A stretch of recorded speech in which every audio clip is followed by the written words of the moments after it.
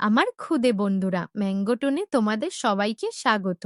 আজকের গল্পটা তোমরা ভালো করে দেখো। শেষে তোমাদের জন্য থাকবে একটা প্রশ্ন।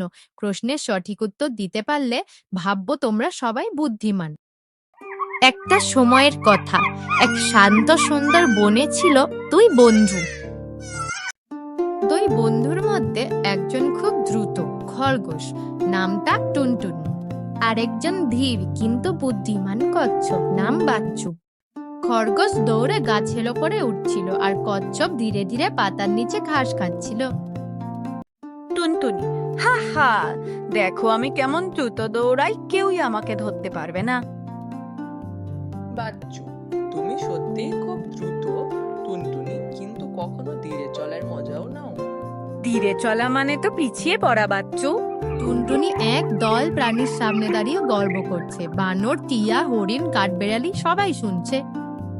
এই বনে আমাকেও হারাতে পারে এমন কেউ নেই।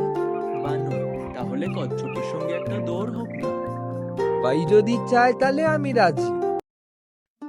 ও, তুমি আমাকে হারাবে? অসম্ভব। এইভাবেই বনের প্রাণীরা ঠিক করলো পরদিন সকালে হবে দৌড় প্রতিযোগিতা। বিচারক হবে হাতি আর ঘোষক হবে টিয়া পাখি। বনের মাঝখানে মাঠ, টিয়া পাখি মাইকে ঘোষণা দিচ্ছে। সবাই জড়ো হয়েছে, ময়ূর ফুলের মালা সাজাচ্ছে। খরগোশ আর কচ্ছপ দৌড়ের প্রস্তুতি নিচ্ছে। সবাই শুনুন, আজকে দৌড় শুরু হবে নদীর ধারে, শেষ হবে বড় বট গাছের নিচে।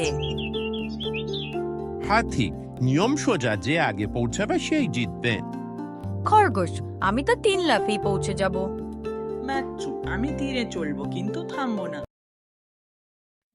হাতি বাঁশি বাজিয়ে দৌড়ে আরম্ভ করলো। খরগোশ খুব দ্রুত দৌড়াতে শুরু করে দিল। সবার মনে হচ্ছিল যেন খরগোশে এই দৌড়টা জিতে যাবে। খরগোশ বলে, এই দৌড়টা তো একদম মজার, কচ্ছপকে তো দেখতেই পাচ্ছি না। আমি মনে হয় অনেকটাই এগিয়ে গেছি, যাই একটু বিশ্রাম করে নি, ততক্ষণ ভীরু কচ্ছপ আস্তে আস্তে আসুক।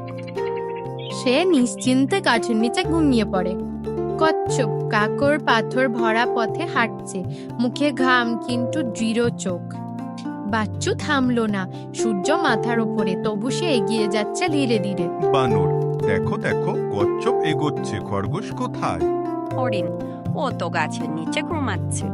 বাচ্চু হাঁটতে হাঁটতে নিজেকে বলল, যে থামেই সে হারে। সূর্য ঢলছে, খরগোশের হঠাৎ ঘুম ভাঙলো। কচ্ছপ কোথায়? ও এখনো এলো না তো। চারিদিকে তাকিয়ে রাখে, দূরে কচ্ছপ প্রায় শেষ সীমায় পৌঁছে গেছে। না না, আমি ঘুমিয়ে পড়েছিলাম, আমার তো খুব দেরি হয়ে গেছে। সে ঝড়ের মতো দৌড়তে শুরু করে। খরগোশ উঠতে উঠতে ছুটছে, কিন্তু সময় অনেকটাই পেরিয়ে গেছে। খরগোশ অনেক জোরে দৌড়ালেও কচ্ছপের থেকে পিছিয়ে পড়ে নিজের অলসতার কারণে। সব প্রাণীরা বটগাছের নিচে জড়ো, টিয়া মাইকে চেঁচাচ্ছে। চলো বাচ্চু, তুমি জিতবে, চলো বাচ্চু। সব শান্তভাবে শেষ লাইনে পা রাখলো। পিয়া, কচ্ছপ জিতছে, কচ্ছপ জিতছে।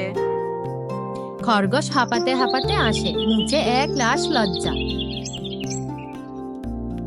বাচ্চু, হারলেও শেখা যায় বন্ধু, তুমি গতিতে সেরা আর আমি ধৈর্যে। খরগোশ বুঝলো অহংকার নয়, ধৈর্যই সত্যিকার শক্তি। বাচ্চু জেতায়, বনের প্রাণীরা সবাই হাততালি ও লাফালাফি দিতে শুরু করলো। পরের দিন খরগোশ ও কচ্ছপ একসঙ্গে ছোট প্রাণীদের দৌড় শেখাচ্ছে। খরগোশ, বাচ্চুর মতো মন দিয়ে কাজ করো। বাচ্চু আর টুনটুনির মতো দ্রুত হতে চাও, কিন্তু কখনো অহংকার করো না।